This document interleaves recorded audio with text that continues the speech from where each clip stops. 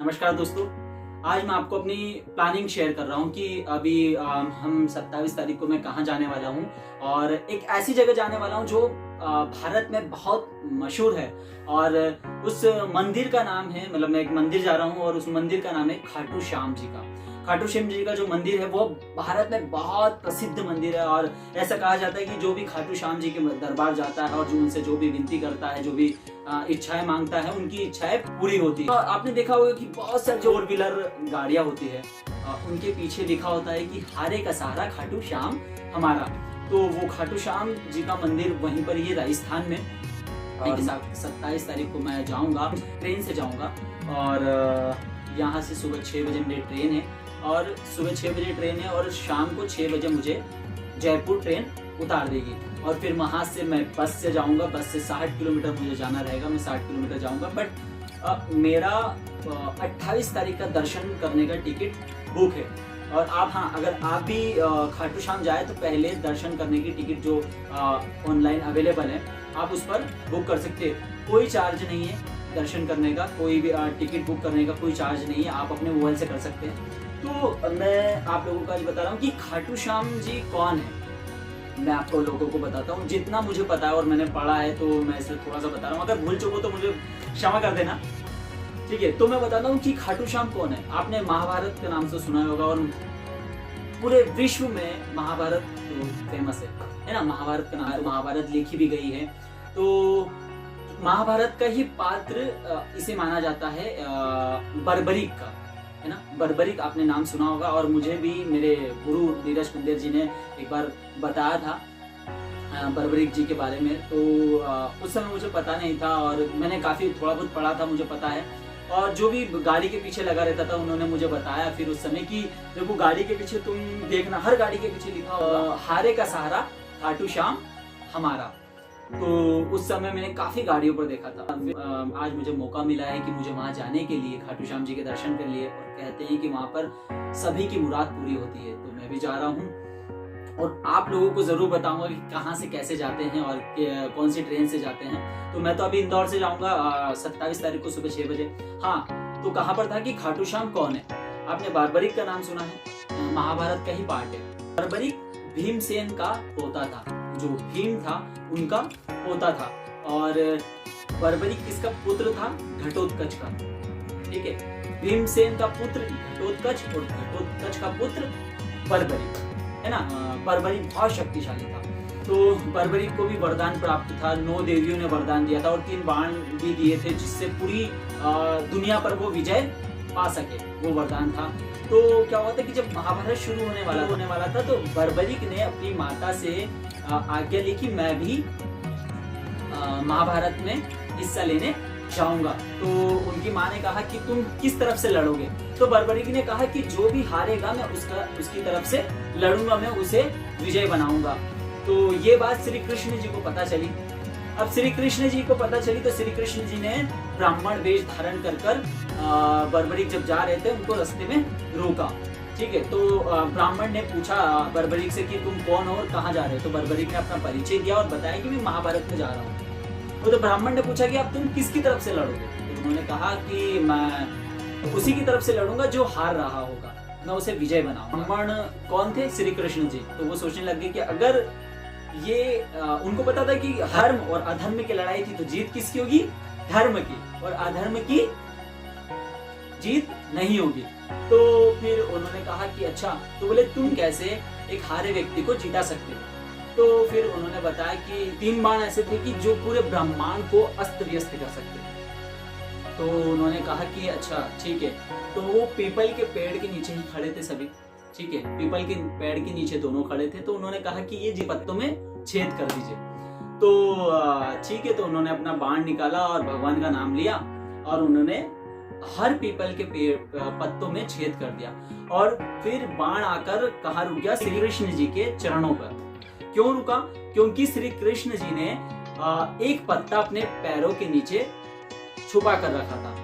तो बर्बरीक ने कहा कि आप अपना पैर हटा लीजिए वरना ये बाण आपके पैरों को भी भेद देगा, ठीक है। तो उन्होंने पैर हटाया तो उनके पैरों के नीचे से पत्ता निकला। तो वो पत्ता भी पत्ते में भी छेद कर दिया और वो बाण फिर से उनके पास चला गया।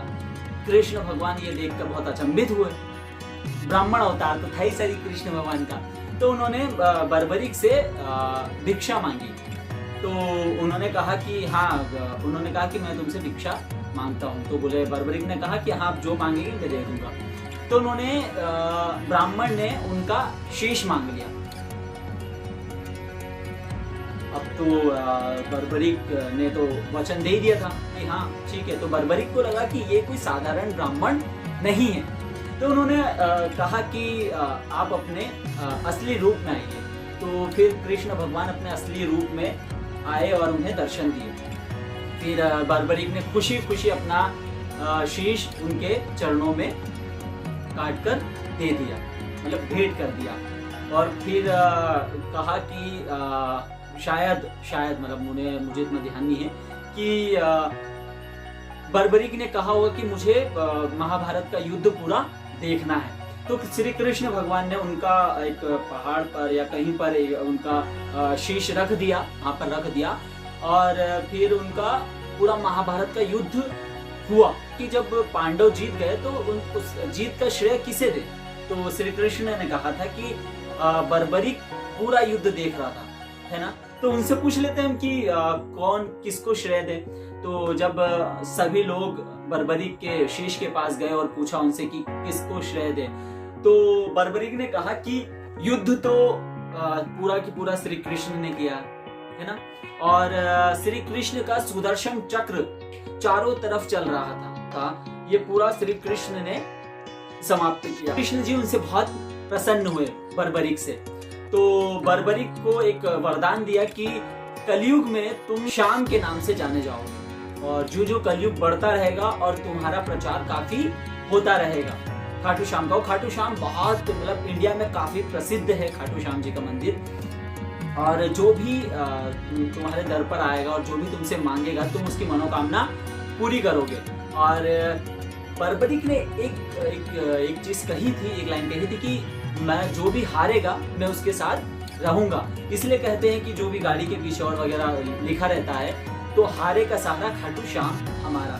तो जो खाटू श्याम जी का मंदिर है वो बर्बरीक है, वो शीश बर्बरीक जी का है। राजस्थान में सीकर में उनका शीश को वहाँ पर दफनाया गया। प्रक्रिया हुई तो वहाँ के कोई एक राजा थे, चौहान राजा है, मुझे पूरा नाम नहीं पता। फिर उन्हें सपना आया और सपने में फिर दर्शन दिए और कहा कि खाटू श्याम जी का एक मंदिर बनना चाहिए, बहुत बड़ा निर्माण होना चाहिए मंदिर का। तो उन्होंने उस समय 1027 में समथिंग फिर उन्हें उनका मंदिर का निर्माण करवाया। तो ऐसे खाटू श्याम जी कौन है मैंने आपको बताया। और खाटू श्याम जी का नाम बर्बरीक, और बर्बरीक के और भी काफी नाम है, धनुर्धारी और धनुष बाण, ऐसा कुछ है, और भी काफी नाम है। और बर्बरीक किसका पुत्र था? घटोत्कच का। और घटोत्कच किसका पुत्र था? भीमसेन का। ठीक है, और भीमसेन पांडवों के पुत्र थे। ठीक है, तो ऐसे ऐसे चलते आ रहे और बहुत लंबी स्टोरी है। तो मैं आपको बिल्कुल बताऊंगा और मैं 27 तारीख को अपने घर से निकलूंगा खाटू श्याम के लिए। हारे का सहारा खाटू श्याम हमारा। और बस अगर आपको ये वीडियो पसंद आए तो चैनल को सब्सक्राइब करें, लाइक करें और वीडियो को ज़्यादा शेयर करें और मुझे कमेंट जरूर करें कि कैसा आपको ये वीडियो लगा। और 27 तारीख को मैं यहाँ से निकलूंगा, मैं आपको ज़रूर बताऊंगा कि कैसे जाते हैं, कहाँ से।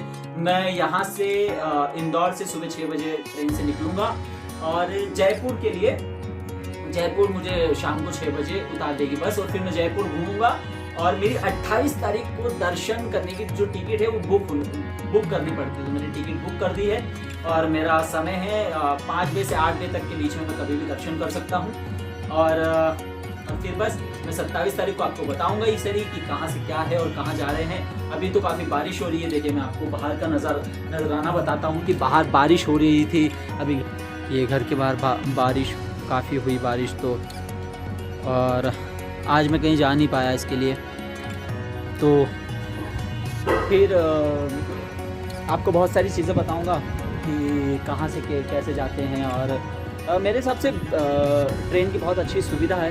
और बस से भी जा सकता था मैं, बट मेरे कुछ फ्रेंड है जो बस से जाने का कहा था, बट मैंने मना कर दिया कि मैं बस से नहीं जाऊंगा, क्योंकि बस रात की है और मुझे रात को मैं ब्लॉग बना नहीं पाऊंगा और आपको बता नहीं पाऊंगा कि कहाँ से क्या है और कौन सा स्टेशन पड़ेगा बीच में हमें।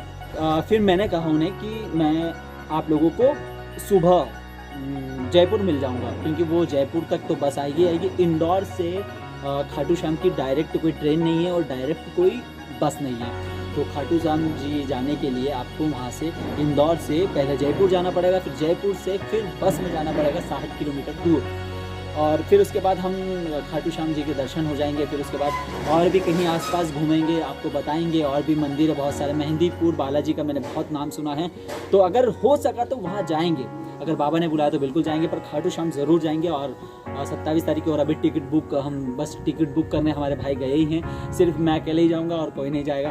तो फिर मिलते हैं आपसे, और सुबह 6 बजे मैं वीडियो बनाऊँगा ट्रेन का, ठीक है। चलिए बाय बाय। हारे का सहारा खाटू श्याम हमारा।